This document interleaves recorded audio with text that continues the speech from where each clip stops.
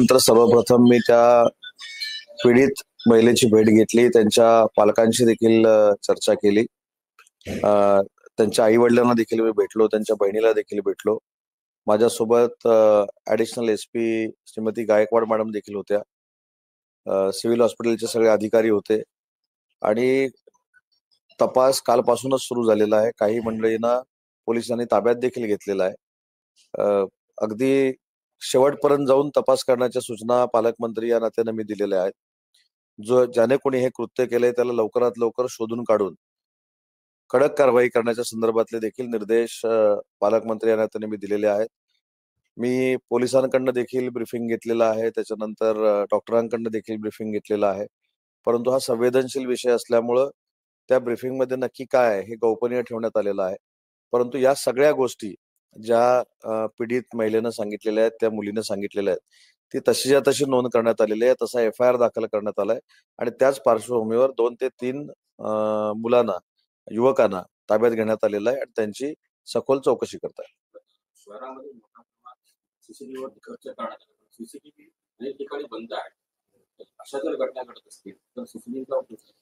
CCTVच्या संदर्भामध्ये देखील मी पूर्ण माहिती घेतली.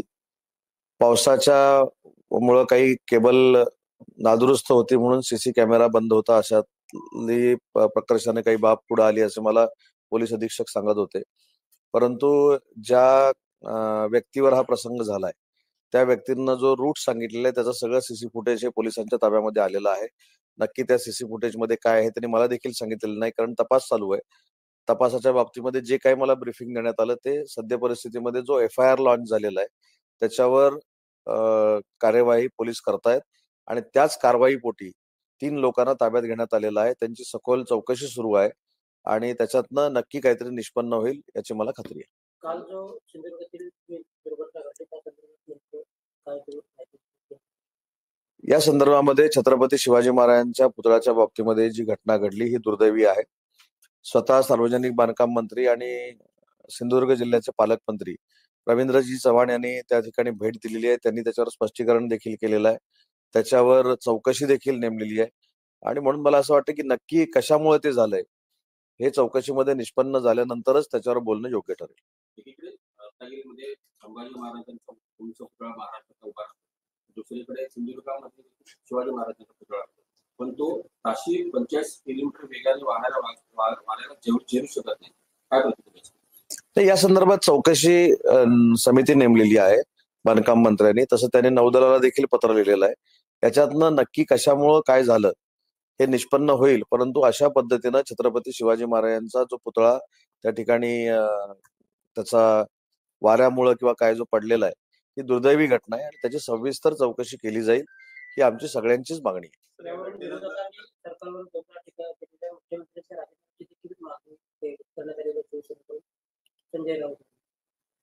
नाही, अजून दुसरं कोण करूच शकत नाही ना.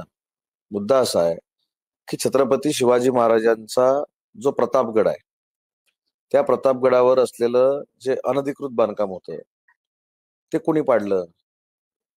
माननीय मुख्यमंत्री महोदयांनी निर्देश दिले.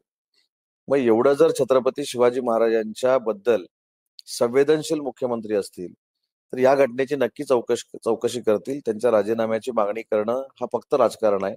प्रत्येक प्रसंगामध्ये राजकारण करणं ही विधानसभेची चाहूल आहे आणि म्हणून मला असं वाटतं की जी चौकशी समिती नेमलेली आहे त्याच्यातनं निष्पन्न झाल्यानंतर टीका टिप्पणी करणं योग्य आहे. परंतु कायमस्वरूपी कुठचीही घटना घडल्यानंतर त्याच्यामध्ये मुख्यमंत्र्यांना दोष देणं हे कितपत योग्य आहे हे पत्रकार परिषद घेणाऱ्या प्रत्येकानं आत्मचिंतन केलं पाहिजे.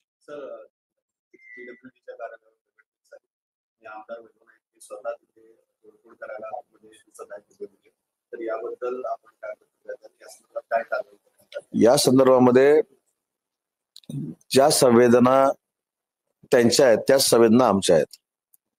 परंतु हा पुतळा पडल्यानंतर ज्या पद्धतीनं शासकीय इमारतींवर किंवा शासकीय इमारतींवर काय हल्ला झाला किंवा तोडफोड झाली हे कायदा हातात घेणं योग्य नाही.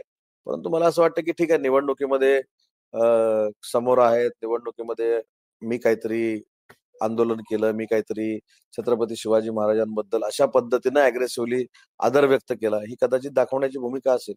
संजय राऊत यांनी असा आरोप केलेला आहे की मुख्यमंत्र्यांच्या डोक्यामध्ये हवा गेलेली आहे आणि त्याच्या मर्जीतल्या लोकांना त्या पुतळ्याचं कंत्राट देण्यात आलं, काम देण्यात आलं. मला असं वाटतं की हा जो प्रकार आहे या संदर्भामध्ये तिथले पालकमंत्री जे सार्वजनिक बांधकाम विभागाचे मंत्री आहेत त्यांनी त्याच्यावर प्रतिक्रिया दिलेली आहे, त्याची चौकशी लावलेली आहे. चौकशी अंती ह्याच्यातनं सगळं काही निष्पन्न होईल ना. मी मगाशी तेच सांगितलं की विधानसभा 1.5 महिन्यावर आल्यामुळं काही गोष्टीमध्ये राजकारण करण्याचा काही लोकांनी उद्योग सुरू केलेला आहे. जनतेला हे सगळं कळतंय. त्याच्यामुळं याच्यातनं राजकीय गोष्टी निर्माण करण्यापेक्षा ते का पडला, त्याच्यावर काय नक्की त्याचं बांधकाम कसं होतं, याच्यावर जी चौकशी समिती नेमलेली आहे, याच्यातनं सगळं निष्पन्न होईल ना. त्याच्यातनं पुढे येईल काय असेल ते. निकृष्ट दर्जाचं काम होतं आणि नाही, म्हणूनच मी काय सांगितलं ह्याच्यावर एकच आहे, निकृष्ट दर्जाचं काम असेल तर त्याला कोण स्पेअर केलं जाणार नाही. त्यानं काही चूक केली असेल त्याच्यावर कारवाई होईल. पण चौकशी समिती नेमली, त्याला चौकशी तर करू दे ना.